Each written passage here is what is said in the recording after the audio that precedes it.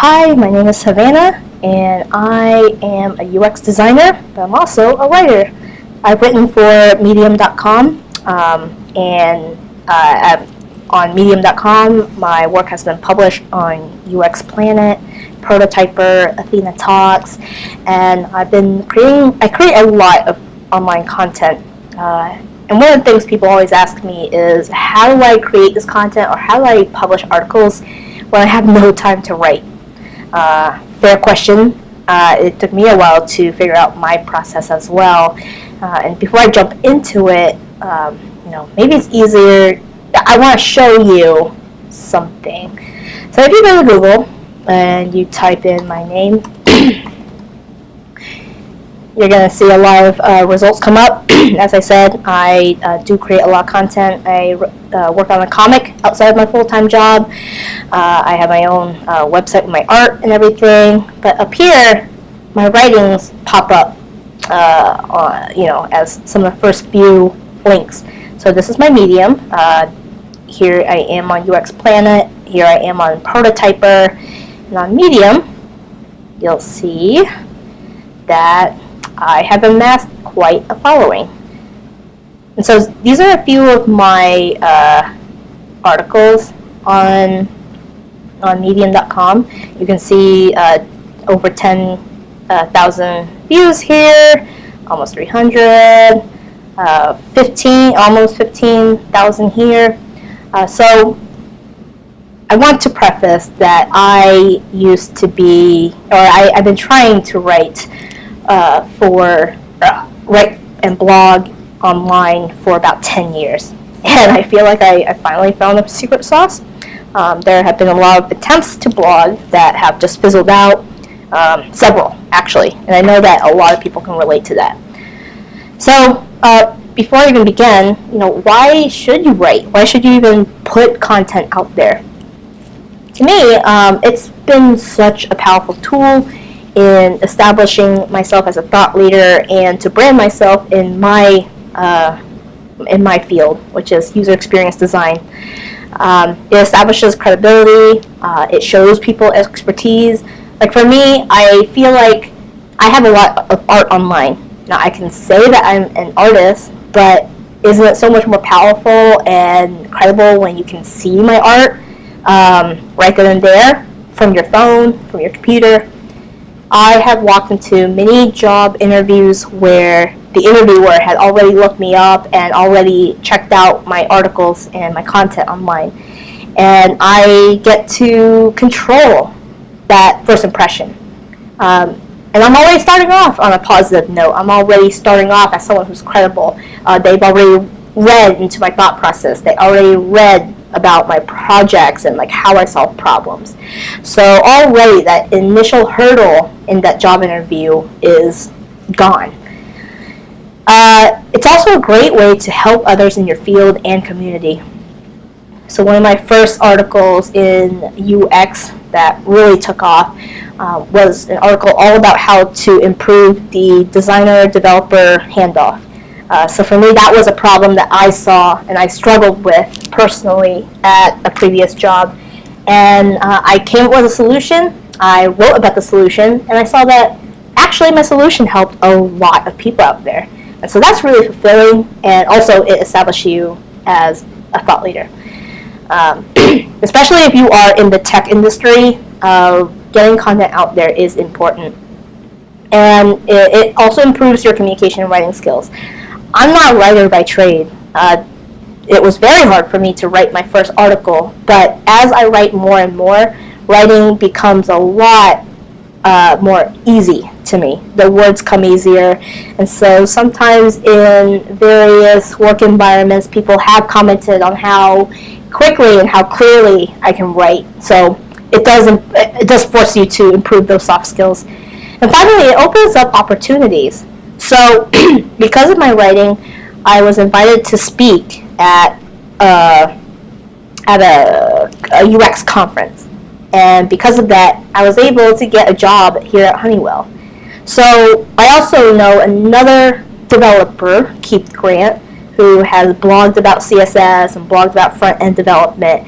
And he was able to get a book deal So he has a published book on CSS, and so it's like it's not only book deals and stuff, and like I'm still getting interviews for opportunities and jobs and freelance projects.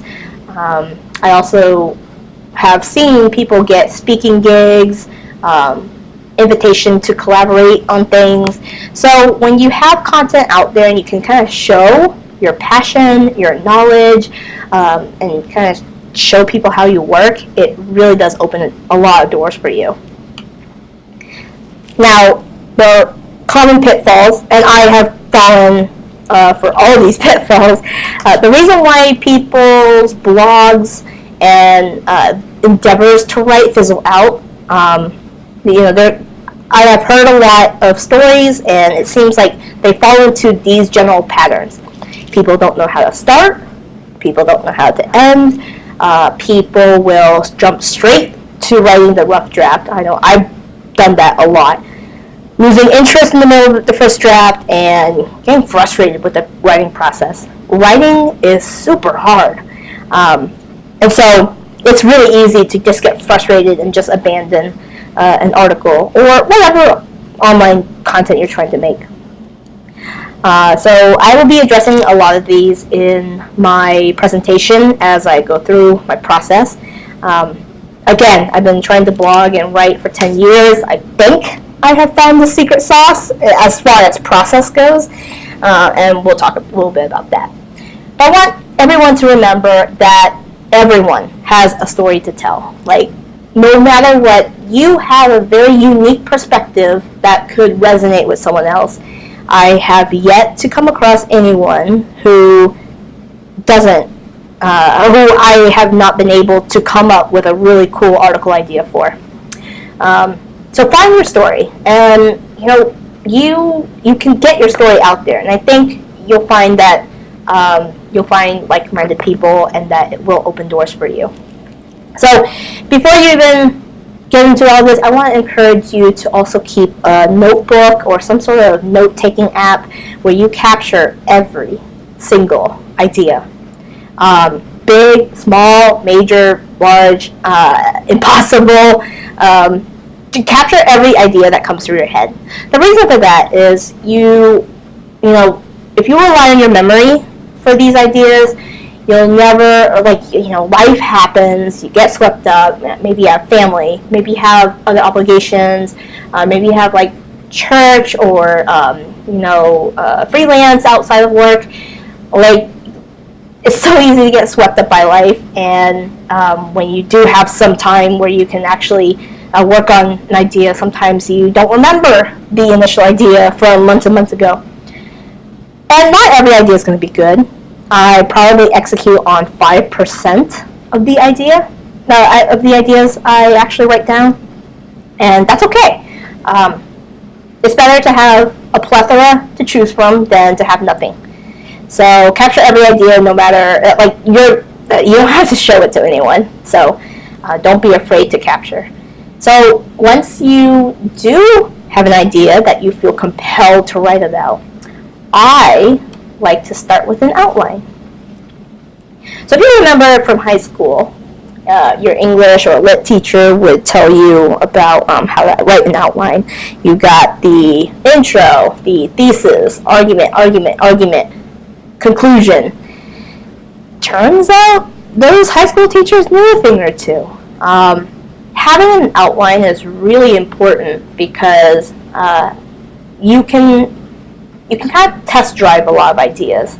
So I mentioned that one of the pitfalls was that people lose interest in an article they're writing. With an outline, you can really kind of prototype or test and validate these ideas. So sometimes if I have an idea, I'll start writing an outline, and I start fleshing out like how I want to structure the entire article. And sometimes, like in the middle of an outline, I discover that, oh, you know what? I don't really have a lot of compelling evidence for my thesis. Or maybe I don't have a lot of personal experience with this actually, and I'm not sure where this article is going. Or sometimes I write out an outline and I find that, oh wait, I actually don't really care about this topic all that much. And what's great is that with an outline, if you abandon it halfway through, it's not like you spent hours and hours writing the rough draft, right? So there's no sunk costs there. An outline also helps you prevent yourself from getting lost. Another pitfall I mentioned at the beginning is that most people jump into the rough draft, and a lot of people kind of end up figuring out, like, I don't know where to start and I don't know where to end. With an outline, you're already mapping that out. To jump into a rough draft without an outline is like taking a road trip without GPS, or taking a road trip without looking at a map first. You will get lost when you're writing your rough draft. And you're not going to know which areas are super bloated, which areas need more content. It just helps to kind of lay out everything in the beginning. So my outline is pretty formulaic. I start with stating the problem, or setting the context, setting the scene to my solution or a thesis. I then I talk about the challenges of coming up with the solution. I then jump into how what my solution is and how I got there. I also talk about why the other options and approaches failed, or problems with alternative solutions. And the reason why I know how to do this is my degree is actually in international affairs. And so every week we would have like a 30-page paper on foreign policy that we would need to write. And so I kind of train through that. I kind of learned to write in a way that at least gets in front of every counter argument that one might have against my thesis. So, and then finally in my articles, at the very end, I talk about why my solution works, why you should try it out, and the benefits that I've been able to gain from it. And then once I have an outline, I go into draft mode. So this is my rough draft, and I want to key in on the keyword rough draft. And to be honest, rough draft for me is a race against my own attention span. Because I don't know about you, but for me, I lose interest in things very quickly. And that's why there are some projects that remain unfinished. There are drafts of things I never finish. And so when I write a rough draft, I'm kind of racing against my attention span. And one of the pitfalls that people fall into is, like, if they don't finish the draft, then it just stays perpetually incomplete. And so one of the things I've done is this is my rough draft process. I set up my outline on one side of the screen. I then set a timer for 30 minutes.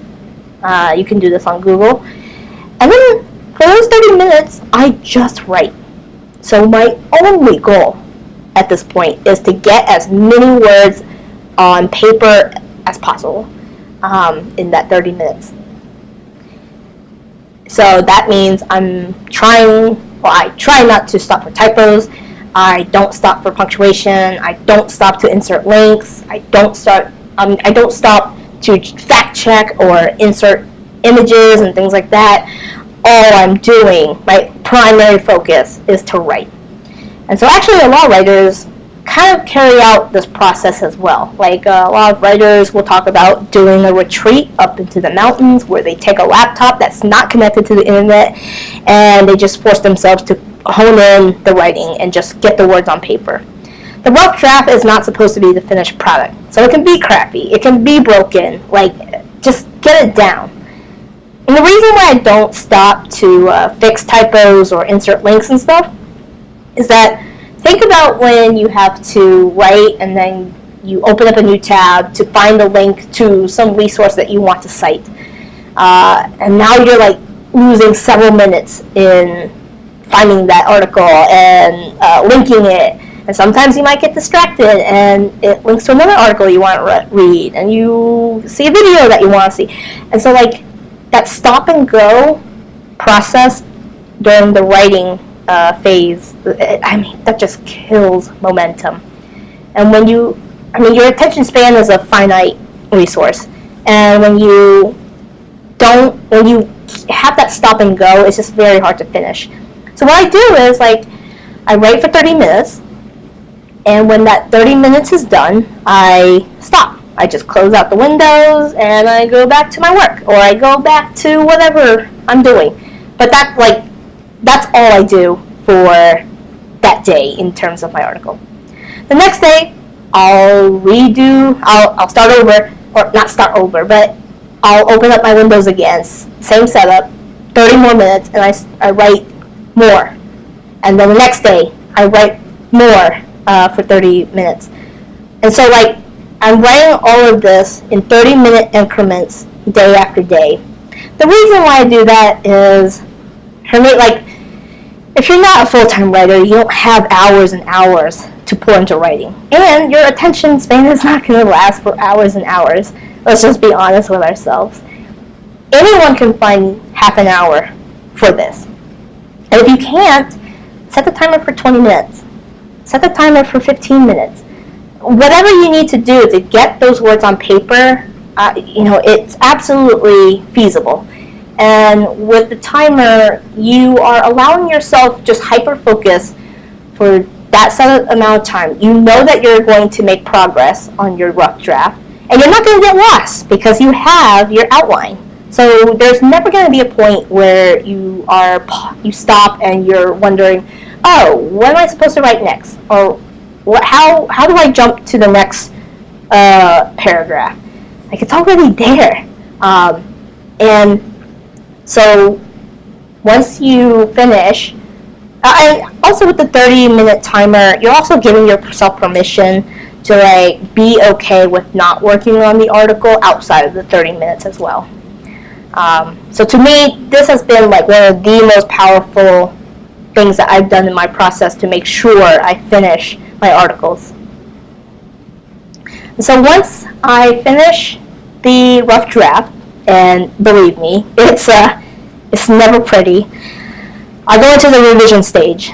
The revision stage is probably the place I spend the most time on in my writing. You don't have to do it this way, but I probably spend like a month or two, maybe even 3. I spend that much time in the revision stage. So what I'm doing is I'm going through my rough draft and I'm cleaning up sentences. I'm cleaning up typos. I'm restructuring my sentences, or I'm clarifying my examples or my arguments.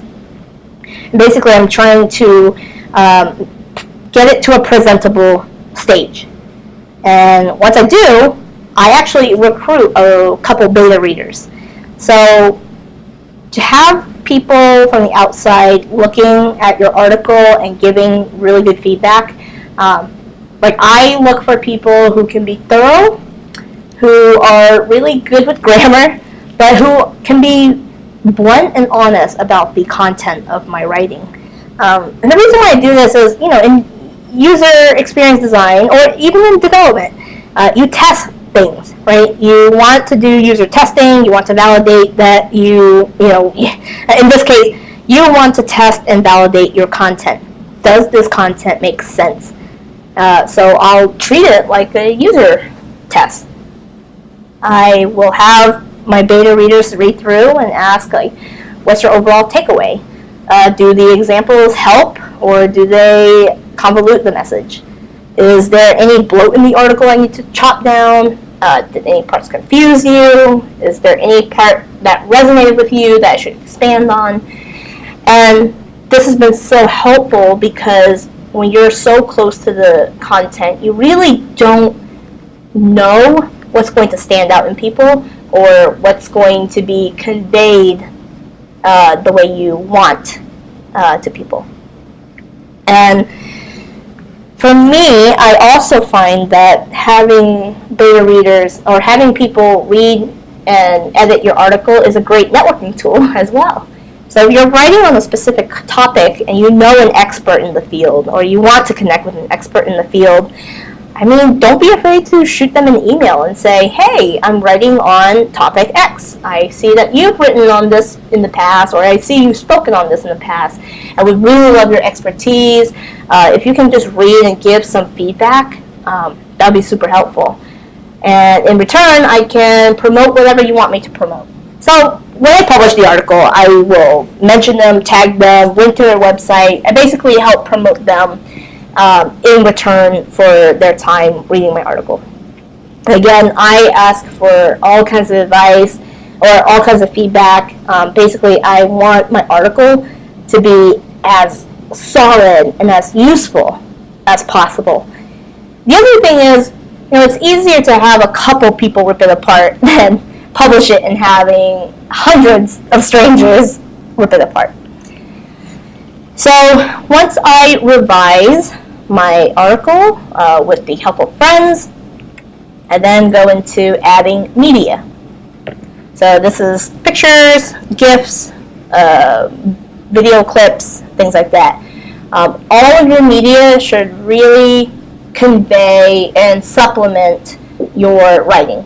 So even if you're writing, like in my reusability or my reusable tables article, I wrote about the process, but I also included a diagram of the process. And so even though it sounds redundant, it just helps supplement the text part. Sometimes if you have a wall of text, it can be kind of daunting, or some things might be missing, so your readers might miss something. So having media can really help that. Also, adding media can help make your articles stand out. So my illustrations have helped make my articles pretty unique. And actually, through that, UXBooth.com reached out to me to hire me for a couple of editorial illustrations for their articles as well. I do find that I do find that illustrations work better than stock photos. Not that you can't use stock photos, but art seems to perform better. And also, you want to humanize your writing as well, and I think it can really add a lot of personality. But basically, focused on media that will demonstrate, elevate, clarify, differentiate, personalize, and humanize your writing. And finally, publish. You can publish on your own site. You can publish on any other blogging platform. You can publish, any place that you feel comfortable with. I really like medium.com. It's super easy to use. There's already traffic on there, so I'm not having to acquire new traffic through my own site. And it's got a really great community. So I like Medium. And also there's a lot of publications that will add your work if you get invited to a publication as well. But anyways, like I always tell people, publish online content. You don't need a lot. You really don't. And I mean, even though some of my articles are like from 2017, they still get like tens of thousands of hits like every week, which is insane. You can look for more content and kind of check out my work on HavanaWin.com. I'll also go through some frequently asked questions that I tend to get from people in regards to writing. How do you even come up with article ideas? This is one of the top questions I get all the time. For me, over the past decade, I really tried.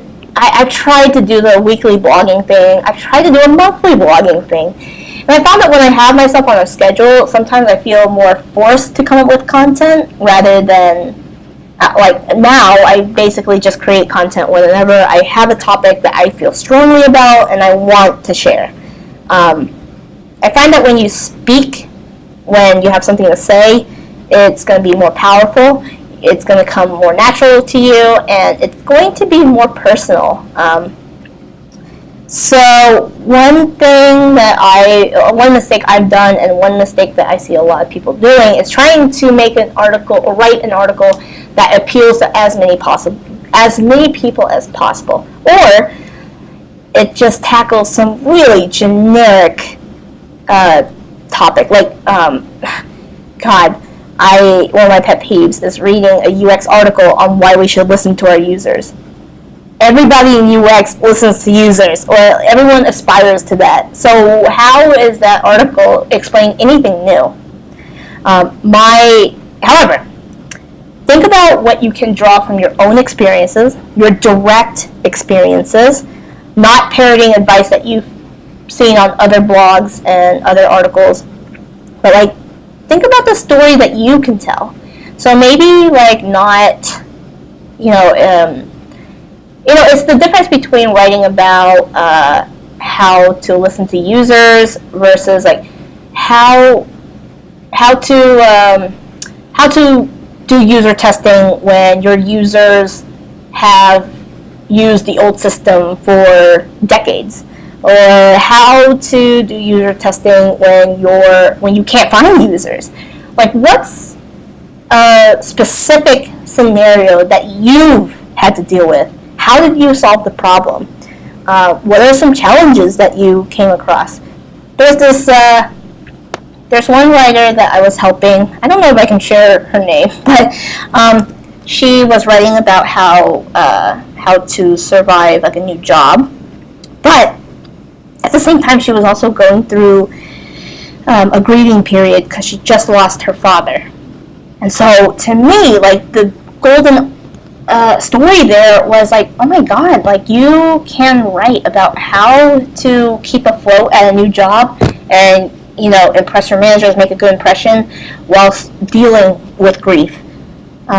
Even though it's very niche, even though it's something that not everyone will relate to, it's going to be so much more resonant and powerful to the people who can relate to it. So I always tell people to write from your specific perspective.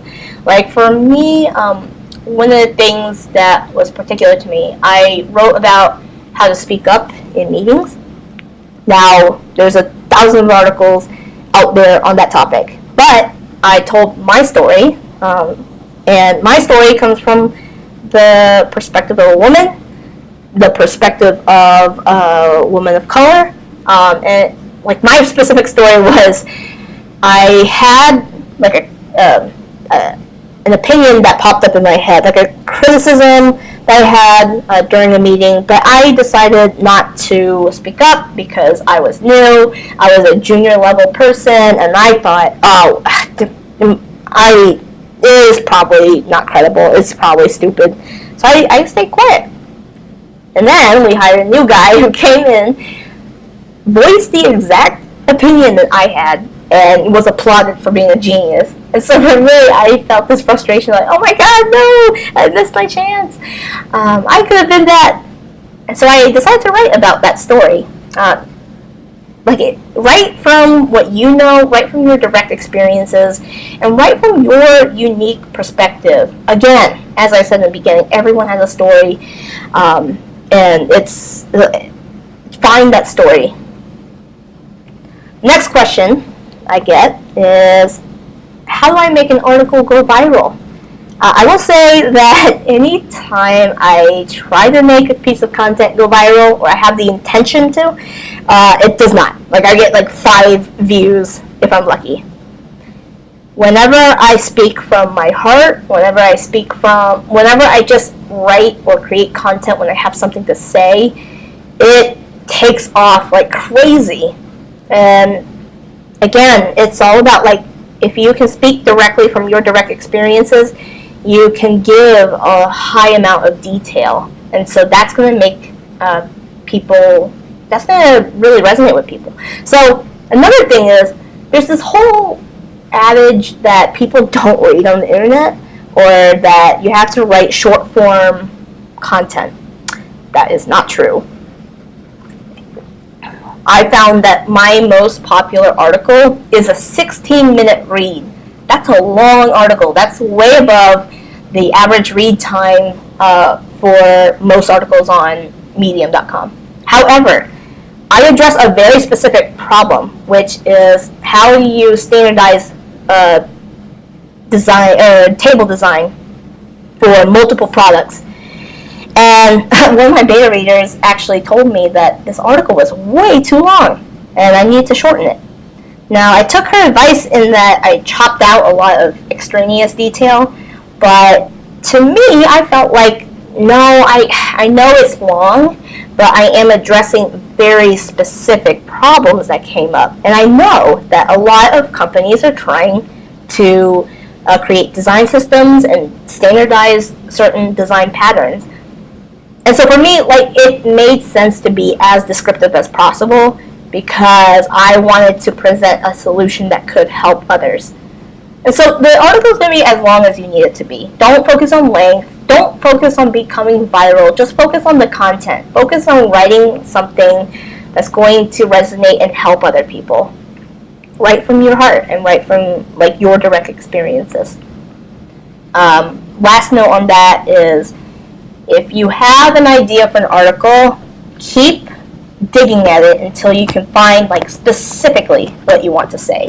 Again, like let's say, how to, if you're sharing interviewing tips, do you have kids?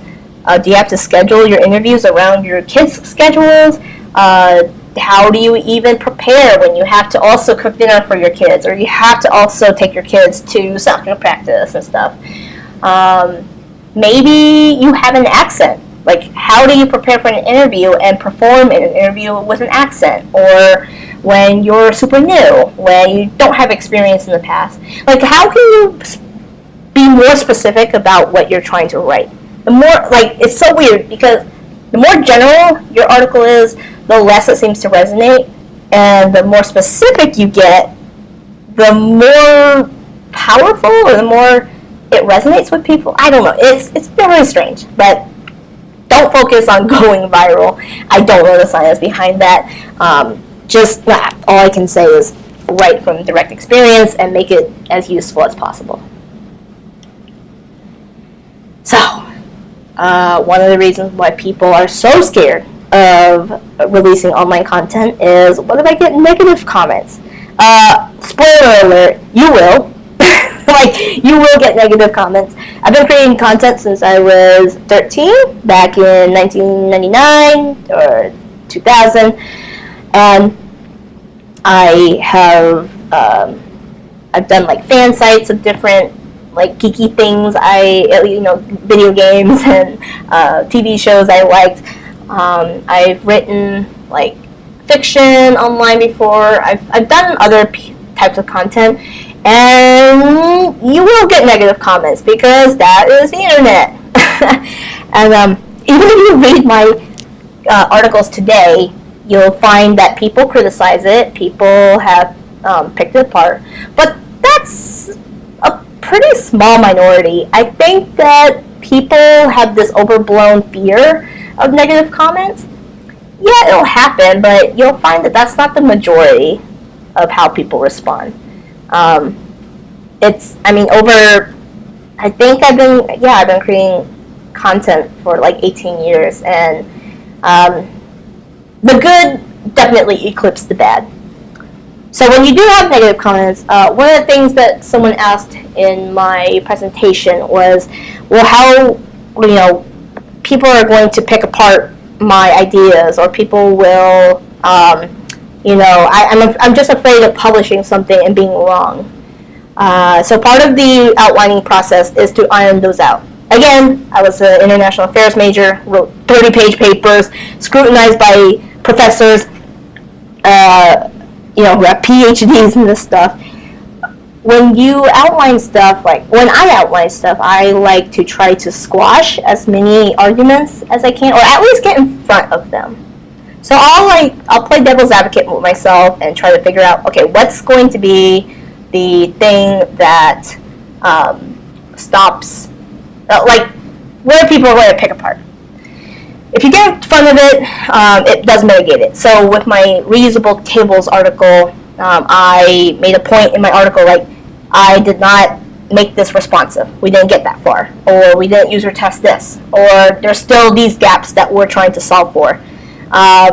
People just don't criticize those parts because I've already gotten in front of it.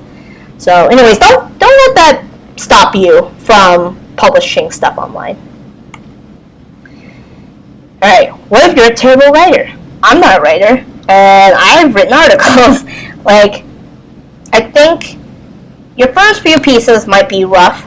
Also, that's another reason why you want a beta reader. They can kind of give you direct feedback on both the grammar, the syntax, but also the content. A good editor will give you direct feedback on content. The only way to improve writing is to write. And now that I've written a few articles, like, words come a lot easier to me now. Do I need a lot of content?